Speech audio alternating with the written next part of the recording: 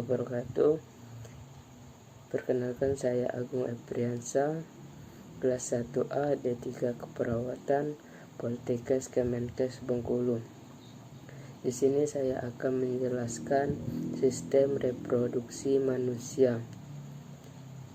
Sistem reproduksi pada manusia yang pertama yaitu pada reproduksi pria yang berfungsi menghasilkan sel sperma dan menempatkan sel sperma ke dalam alat kelamin wanita.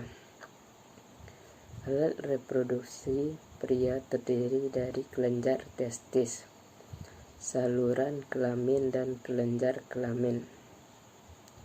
Alat reproduksi pria ini terdapat beberapa bagian, yaitu yang pertama kelenjar testis, berjumlah sepasang dan disusun oleh banyak lilitan, yaitu tubulus seminiferus, berfungsi sebagai organ penghasil sel sperma di samping sebagai kelenjar hormon.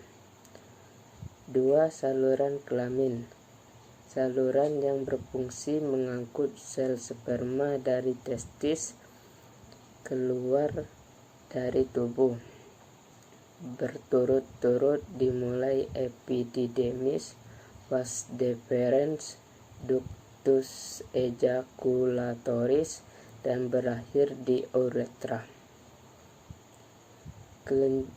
Yang ketiga, kelenjar kelamin merupakan kelenjar yang menghasilkan sekret sebagai campuran dari sel sperma. Ada 3 jenis kelenjar kelamin, yaitu kelenjar vesica seminalis, kelenjar prostat, dan kelenjar bulboretra. Vesica seminalis menghasilkan cairan yang mengandung fruktosa. Prostat menghasilkan cairan alkalis. Bulboretra menghasilkan sekret lain. Alat reproduksi wanita yaitu berfungsi selain menghasilkan sel ovum juga berfungsi menerima sel sperma dan memberikan tempat berkembang bagi embrio yang tumbuh setelah fertilisasi. Terdiri dari ovarium, saluran kelamin, dan kelenjar kelamin.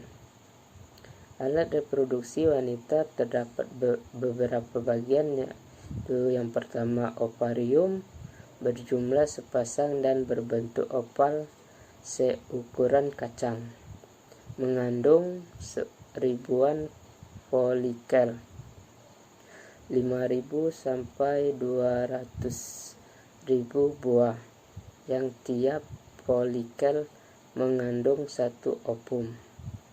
2. Saluran kelamin menghubungkan ovarium ke uterus, terdiri dari berturut-turut fimbria, tuba Fallopi, uterus, rahim, dan vagina.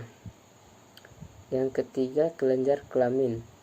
Kelenjar Bartholin menghasilkan cairan pelumas vagina. Proses pembentukan sel kelamin. Proses gametogenesis meliputi spermatogenesis dan oogenesis. Spermatogenesis terjadi pada testis dan oogenesis terjadi di ovarium. 1.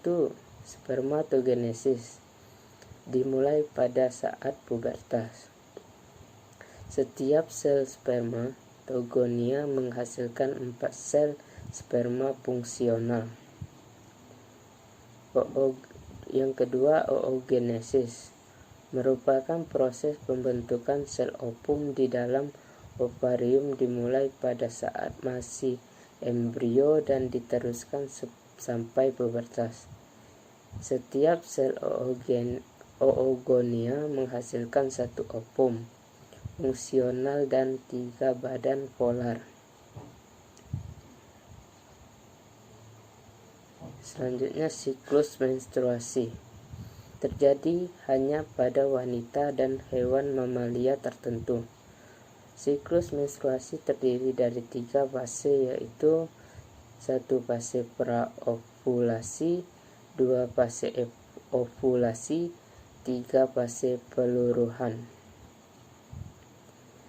Ya, itu saja yang dapat saya jelaskan mengenai sistem reproduksi pada manusia. Wabillahi wal taufiq wal hidayah. Wassalamualaikum warahmatullahi wabarakatuh. Assalamualaikum warahmatullahi wabarakatuh. Kembali lagi bersama Agung Priyansa, kelas 1A D3 Keperawatan, Kualtekkes Kemenkes Bengkulu. Baiklah, di sini saya akan menjelaskan materi jantung atau kardiovaskuler. Jantung terdapat beberapa bagian, yaitu jantung merupakan sebuah organ yang terdiri otot. Cara bekerjanya menyerupai otot polos, yaitu di luar kemauan kita atau dipengaruhi oleh susunan saraf otonom. Kerja fungsi jantung ini adalah mengatur distribusi darah ke seluruh bagian tubuh. Bentuk jantung menyerupai jantung pisang. Besarnya kurang lebih sebesar kepalan tangan pemiliknya. Bagian atasnya tumpul dan disebut juga basis cordis. Di sebelah bawah agak runcing yang disebut apex cordis. Letak jantung di dalam rongga dada sebelah depan atau capum mediastinum anterior, di sebelah kiri bawah dari pertengahan rongga dada, di atas diafragma, dan pangkalnya terdapat di belakang kiri antara kosta 5 dan 6, 2 jari di bawah papila mamae. Pada tempat ini teraba adanya denyutan jantung yang disebut ictus cordis. Ukurannya kurang lebih sebesar genggaman tangan kanan dan beratnya kira-kira 250 sampai 300 gram. Terdiri atas 1 atrium, 2 ventrikel, 3 nodal tisu dan serat penghantar khusus. 1 sinoatrial node, atrioventricular node, bundle of His, sistem Purkinje. 1 synode, 2 internodal pathway, bekam atau anterior ventricular atau medial, torel atau posterior avinode, 4 bundle of His, 5 left bundle branch, right bundle branch, 6 Purkinje fibers. Lapisan jantung terdapat dinding jantung terutama terdiri dari serat-serat otot jantung yang tersusun secara spiral dan saling berhubungan melalui diskus intercalatus. Lapisan jantung itu sendiri terdiri dari perikardium, epikardium, miokardium, dan endokardium. Lapisan jantung terdapat 4 bagian, yaitu yang pertama perikardium, yang kedua epikardium, yang ketiga miokardium, yang keempat endokardium. Antara perikardium dan epikardium terdapat rongga atau capum perikardi berisi cairan pelicin. Perikardium terdapat bagian itu perikardium, epi berarti di atas, kardia berarti jantung, yang mana bagian ini adalah suatu membran tipis di bagian luar yang membungkus jantung, terdiri dari 2 lapisan. 1. Perikardium fibrosum visceral merupakan bagian kantong yang membatasi pergerakan jantung, terikat di bawah sentrum tendinium diafragma, bersatu dengan pembuluh darah besar merekat pada sternum melalui ligamentum sternocleidomastoidea. Perikardium serosum parietal dibagi menjadi 2 bagian, yaitu perikardium parietalis membatasi perikardium fibrosum, sering disebut epikardium, dan perikardium visceral yang mengandung sedikit cairan yang berfungsi sebagai pelumas untuk mempermudah pergerakan jantung. Miokardium adalah mio berarti otot, merupakan lapisan tengah yang terdiri dari otot jantung membentuk sebagian besar dinding jantung. Serat-serat otot ini tersusun secara spiral dan melingkari jantung. Lapisan otot ini yang akan menerima darah dari arteriol koroner. Endokardium adalah endo berarti di dalam, adalah lapisan tipis endotelium, suatu jaringan epitel unik untuk melapisi bagian dalam seluruh sistem sirkulasi peredaran darah. Ruang-ruang jantung terdapat beberapa bagian, yaitu organ jantung terdiri atas 4 ruang, yaitu 2 ruang yang berdinding tipis disebut dengan atrium atau serambi, dan 2 ruang yang berdinding tebal yang disebut dengan ventrikel atau bilik. Atrium dan ventrikel jantung ini masing-masing akan dipisahkan oleh sebuah katup, sedangkan sisi kanan dan kiri jantung akan dipisahkan oleh sebuah sekat yang dinamakan dengan septum. Septum atau sekat ini adalah suatu partisi otot kontinu yang mencegah pencampuran darah dari kedua sisi jantung. Katup atau valve terdapat beberapa 4 bagian, yaitu pertama mitral, bikuspidal kiri, trikuspidal kanan, aortic semilunar, pulmonary semilunar. Arah katup stenosis membuka tak sempurna, insufisiensi menutup tak sempurna. Jantung sebagai pompa. Syarat pompa jantung yang baik, yang pertama katup berfungsi baik, yang kedua pengisian darah atrium dan ventrikel optimal, yang ketiga kuat kontraksi optimal, yang keempat frekuensi jantung normal, kontraksi atrium dan ventrikel bergantian.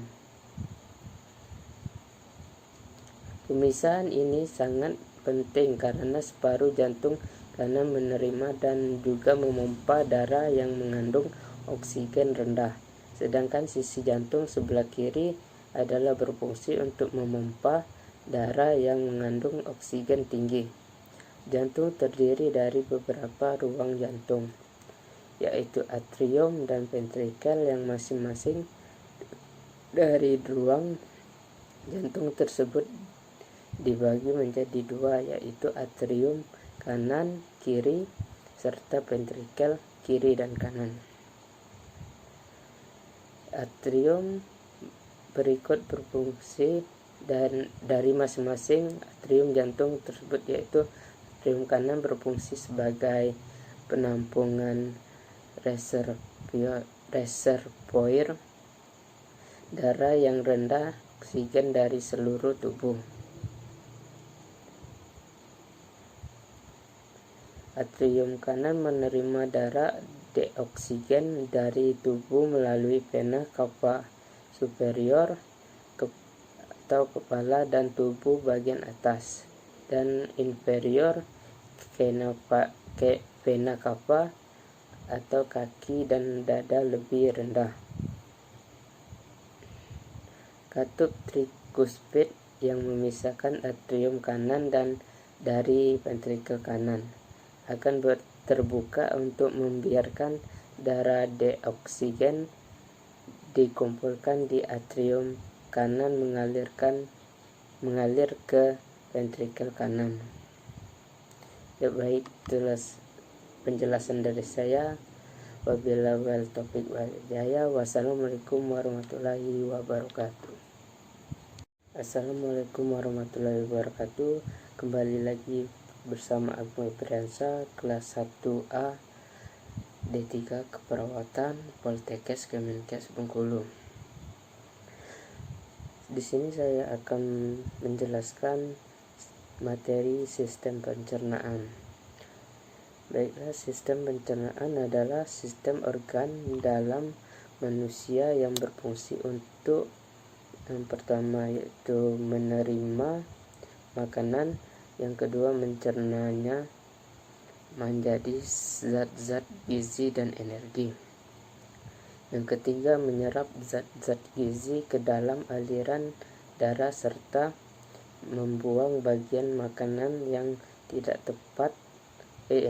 dapat dicerna atau merupakan sisa proses tersebut dari tubuh. Proses pencernaan yang pertama, proses pencernaan fisik atau mekanis merupakan proses perubahan molekul makanan yang besar menjadi kecil-kecil, misalnya penghancuran makanan dengan gigi atau dengan otot lambung. Yang kedua, pencernaan kimiawi merupakan proses perubahan molekul-molekul bahan organik yang ada dalam bahan makanan dari bentuk yang kompleks menjadi molekul yang lebih sederhana dengan bantuan enzim. Saluran cerna terdapat beberapa bagian, yaitu pertama mulut, yang kedua tenggorokan, yang ketiga kerongkongan, keempat lambung, kelima usus halus, 6 usus besar, 7 rektum, yang terakhir anus. Organ pencernaan tambahan yang pertama yaitu gigi atau geligi, yang kedua lidah, kelenjar, ludah, kandung empedu, hati dan pankreas. Bagian rongga mulut, bagian luar yang sempit atau vestibula terdiri dari ruang antara gusi, gigi, bibir, dan pipi. Bagian dalam dilapisi oleh selaput lendir yang dibatasi oleh tulang maksilaris, palatum, dan mandibularis. Di sebelah belakang bersambung dengan faring. Pencernaan dalam rongga mulut. Yang pertama, pencernaan mekanik, pengunyaan oleh gigi atau mencampur makanan dengan air ludah sehingga terbentuk bolus. Yang kedua, pencernaan kimiawi, yaitu pemecahan zat pati atau amilum oleh tialin atau amilase menjadi maltosa. Gigi sulung mulai tumbuh pada anak-anak umur 6-7 bulan, lengkap pada umur 2,5 tahun.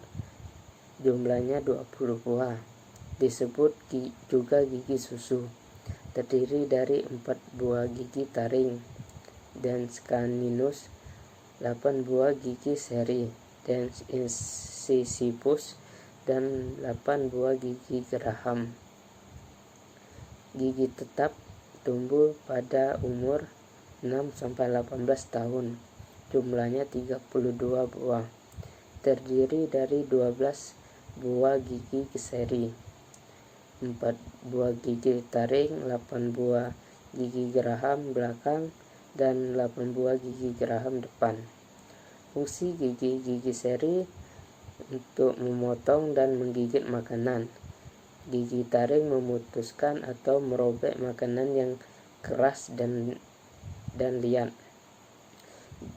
Gigi geraham mengunyah atau menggiling makanan yang sudah dipotong-potong. Lidah terdiri dari otot serat lintang atau lurik. Otot sadar dapat digerakkan ke seluruh arah, dilapisi selaput lendir. Lidah terbagi 3 bagian. 1 radix lingua, 2 dorsum lingua, 3 apex lingua. Fungsi lidah mengaduk makanan, membentuk suara sebagai alat pengecap dan menelan serta merasakan makanan. Kelenjar ludah. Kelenjar parotis terletak di sebelah bawah depan daun telinga di antara otot processus mastoid kiri dan kanan. Dengan kulit pipi, cairan ludah hasil sekresi dikeluarkan melalui ductus dan sen ke dalam rongga mulut. Kelenjar sublingualis terletak di bawah lidah. Kelenjar submandibularis terletak lebih ke belakang dan ke samping dari kelenjar sublingual. Kelenjar ludah terdapat bagian yaitu semua kelenjar ludah menghasilkan air ludah atau saliva untuk membasahi rongga mulut dan makanan. Kira-kira 1600 cc saliva disekresikan setiap hari. Lebih 99% saliva terdiri dari air, sisanya terdiri dari garam, urea, lendir, bikarbonat, lisozim atau enzim penghancur bakteri, dan amilase. Yang dapat merangsang pengeluaran saliva adalah rangsangan parasimpatis, adanya makanan di rongga mulut, membaui, melihat dan memikirkan makanan, suara memasak. Paring merupakan organ yang menghubungkan rongga mulut dengan kerongkongan. Esofagus, dari mulut makanan menuju esofagus atau kerongkongan. Kerongkongan berupa tabung otot yang panjangnya sekitar 25 cm. Gester atau lambung. Lambung merupakan organ otot berongga yang besar. Letaknya di bawah diafragma dan di depan pankreas dan limfa. Agak ke sebelah kiri. Kapasitas lambung 1-2 liter. Bagian gester, fundus atau bagian yang menonjol ke atas. Korpus atau badan. Antrum pylorus, pembentuk sphincter pylorus.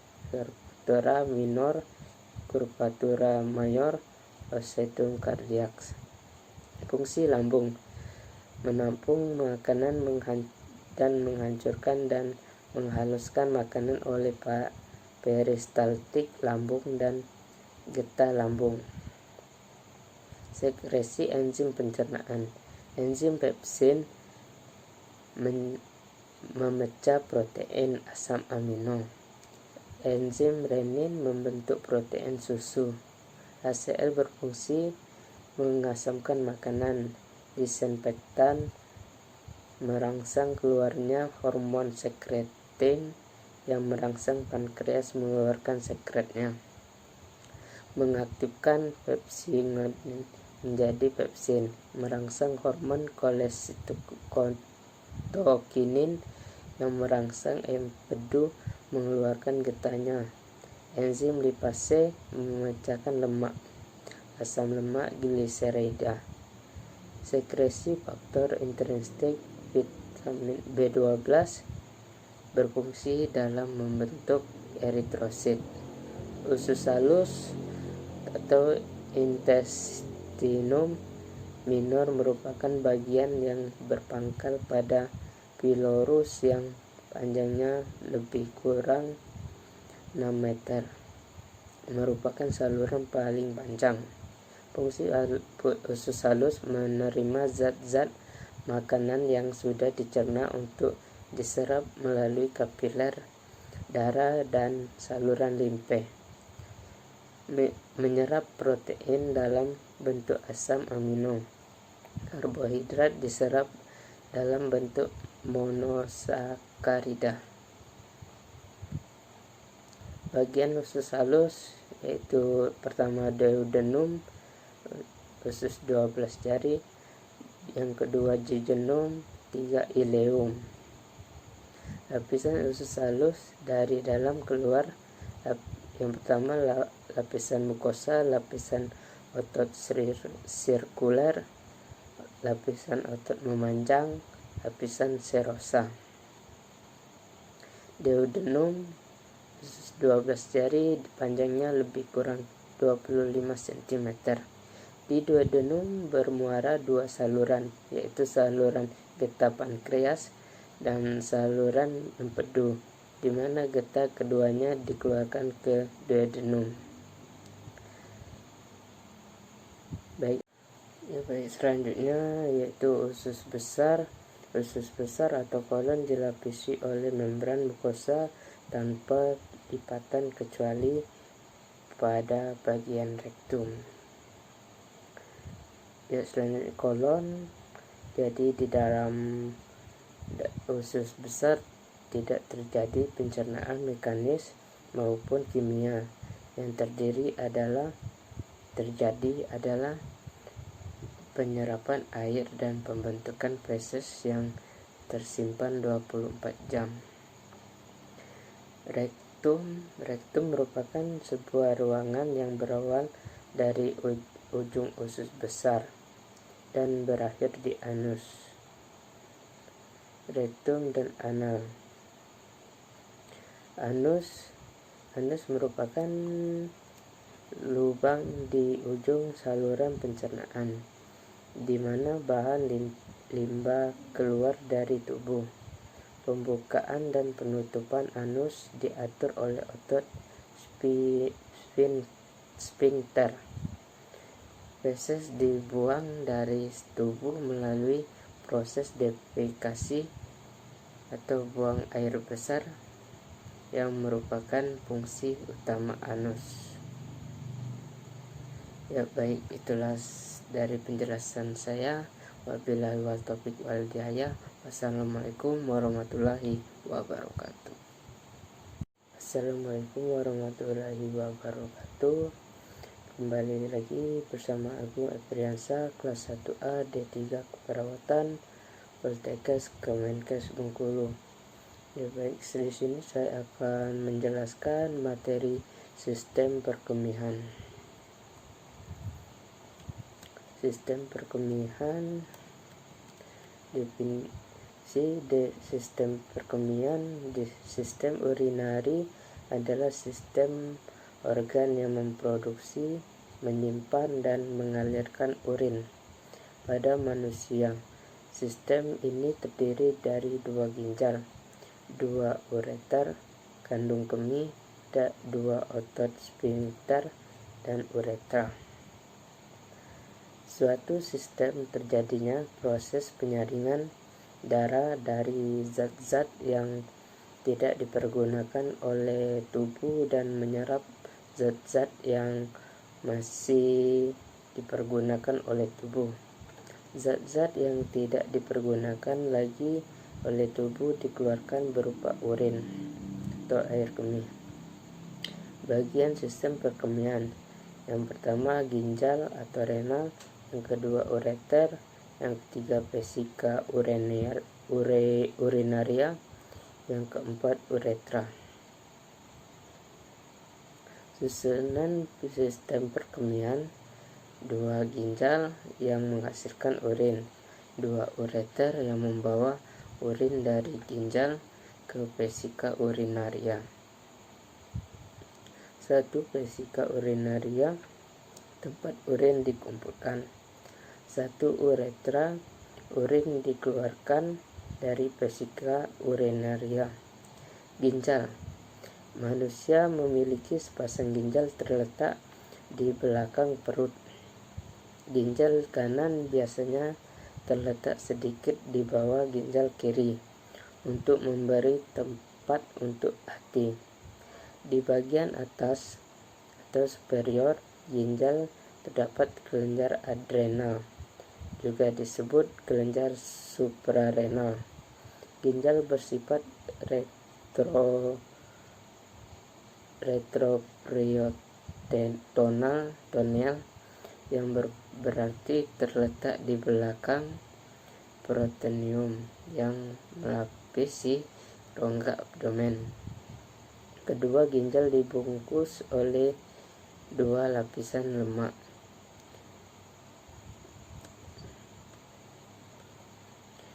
Struktur ginjal. Bagian paling luar dari ginjal disebut korteks.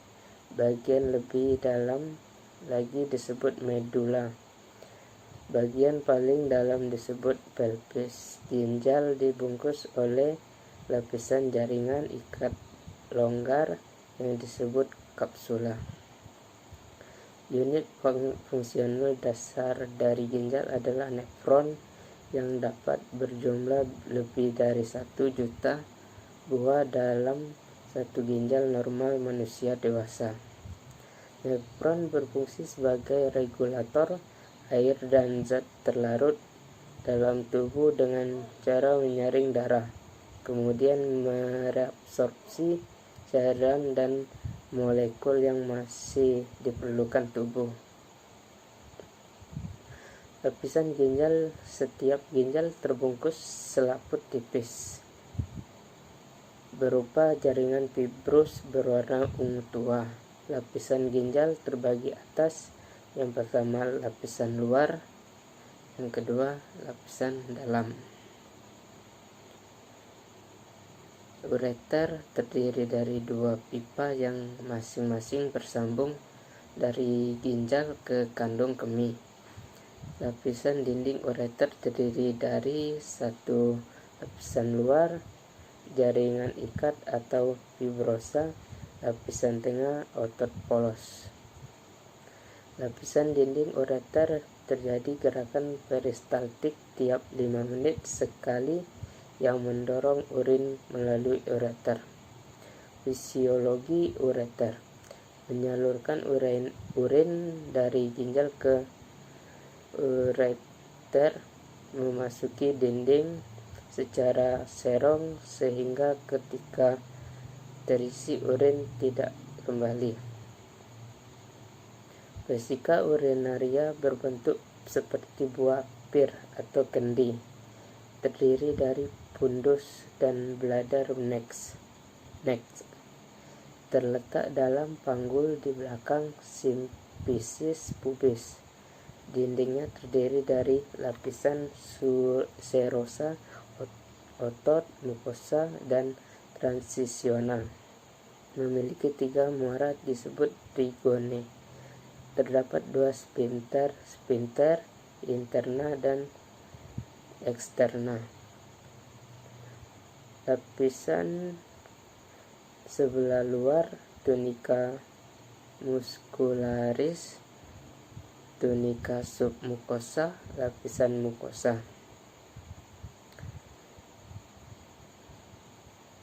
Uretra merupakan saluran sempit yang berpangkal pada kandung kemih, berfungsi menyalurkan air kemih keluar.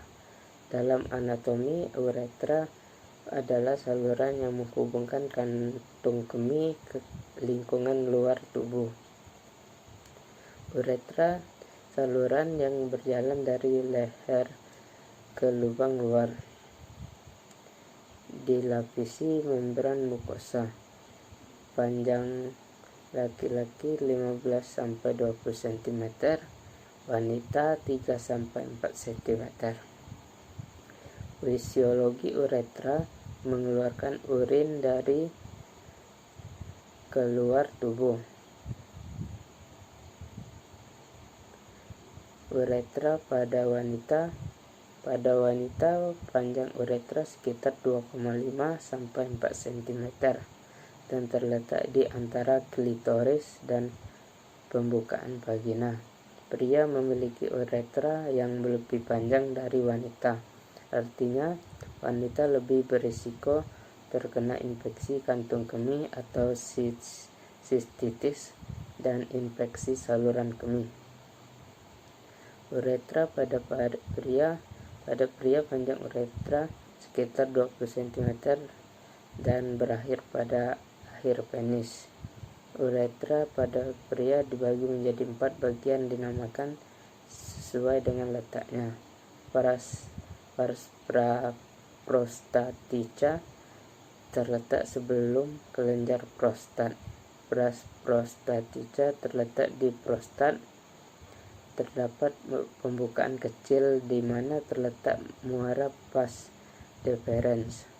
Vas membranosa sekitar 1,5 cm dan di lateral terdapat kelenjar bulboreteralis.